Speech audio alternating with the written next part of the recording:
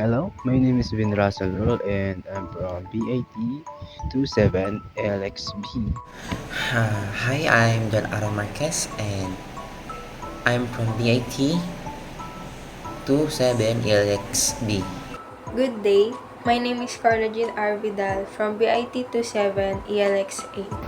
Hello everyone, my name is John Lester Prias from BIT 27 ELX Set B. Good day, good day. My name is Charles Canlas from Section 27 ELXB. My name is John Kenneth Orstar. I'm from BIT 27 ALX and A. My name is Shane V. Gonzalez from BIP27 ELXB. Hello everyone, my name is Henry P. Recalado Jr. from BIT 27 ELXA.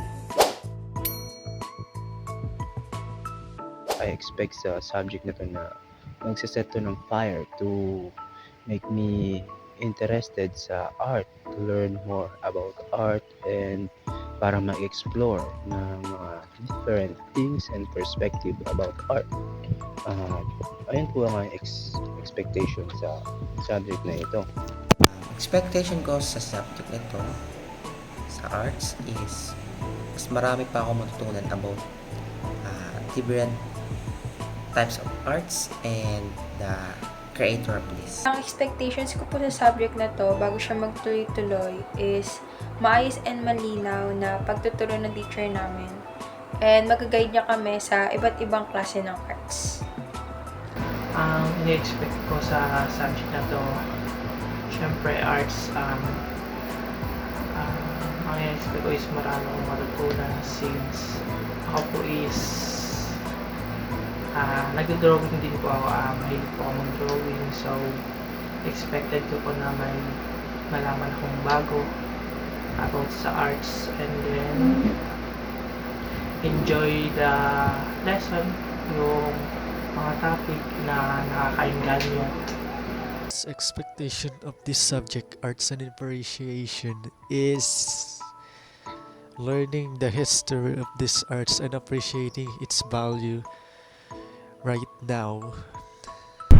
And my expectation to this subject, as a student, I want to know more this subject, such of history of art beginning with the Stone Age to the present. And na-expect ko sa subject na to is medyo magiging mahirap to kasi more on arts and hindi ako masyadong mahilig sa arts.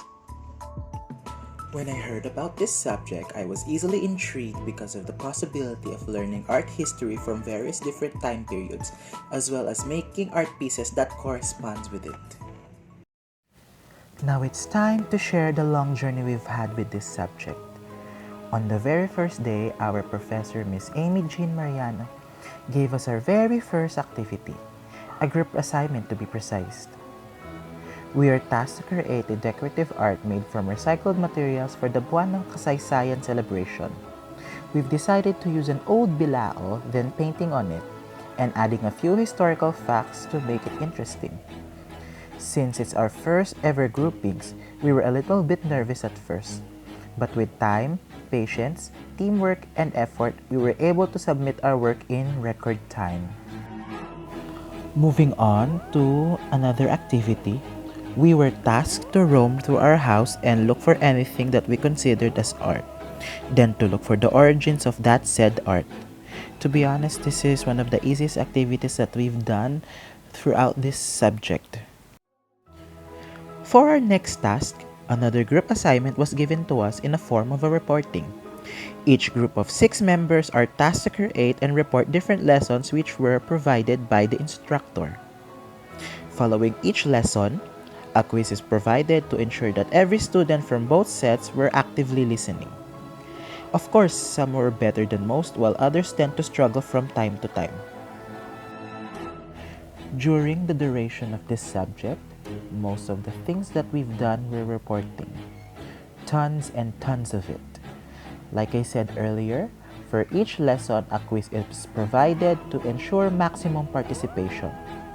We've had a total of 8 quizzes containing either a multiple choice or true or false category.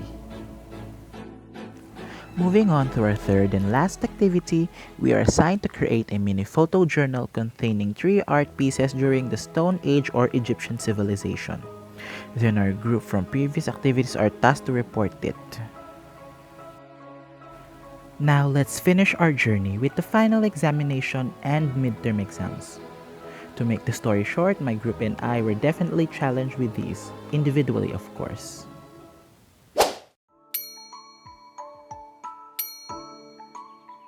Pag-aaral ng subject na to, ang pinaka-na-enjoy kong part ay yung pag-search ng history behind the art and yung pag-alam kung bakit ginawa yung art na to, kung sino yung gumawa ng art na to, and bakit ginawa yung art na to. And aking nalaman na masaya ang pag-explore ng art dahil dito bubuhos ng isang artist ang kanilang emotion, ang kanilang damdamin at kung ano ang gusto nilang iparating sa kanilang projects. So, na-enjoy ko sa art appreciation yung siyempre yung mga knowledge na natututunan ko, and about din sa klase kay ma'am na mas kahit puro group reporting, may natututunan naman kami o ako.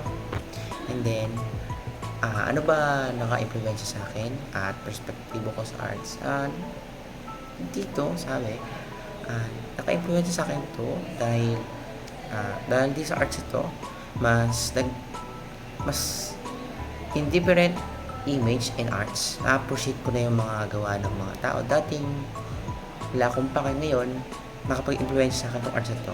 What I learned the most is nalaman ko yung iba't ibang klase ng arts. Kasi as a person na may hilig din sa pag-drawing, masaya ako kasi ngayon ko lang po nalaman na may mga nag-i-exist pa palang ibang klase ng arts na hindi ko alam kasi hindi naman siya tinuro sa amin dati.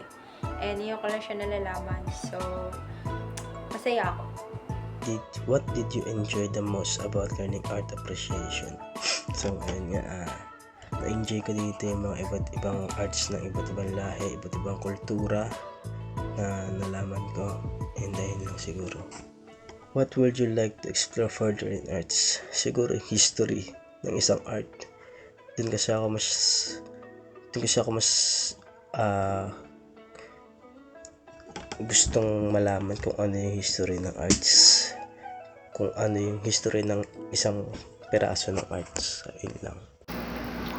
Ang natutunan ko sa subject na to is syempre more about arts and what is arts and where they came from and what is their origin. So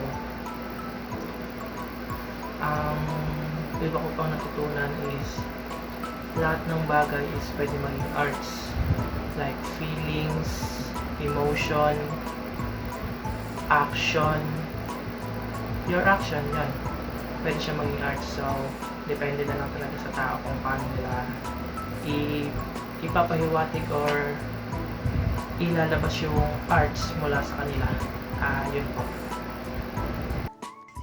How has this subject influenced your perspective on art? Well, for one part, it is a broad subject. It influenced me that others have been influenced from one another, like the European arts, Asian arts, etc.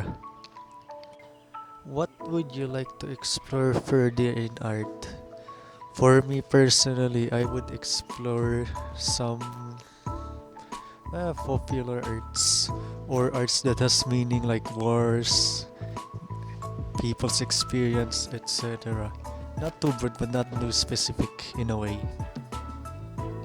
It gave the freedom to express myself. I need to express myself through arts. Number 3. What would you like to explore further in art? I like to explore art painting. It is very much like music writing because the music is my habit. Here's my takeaway for this subject. Art appreciation is complicated to say the least.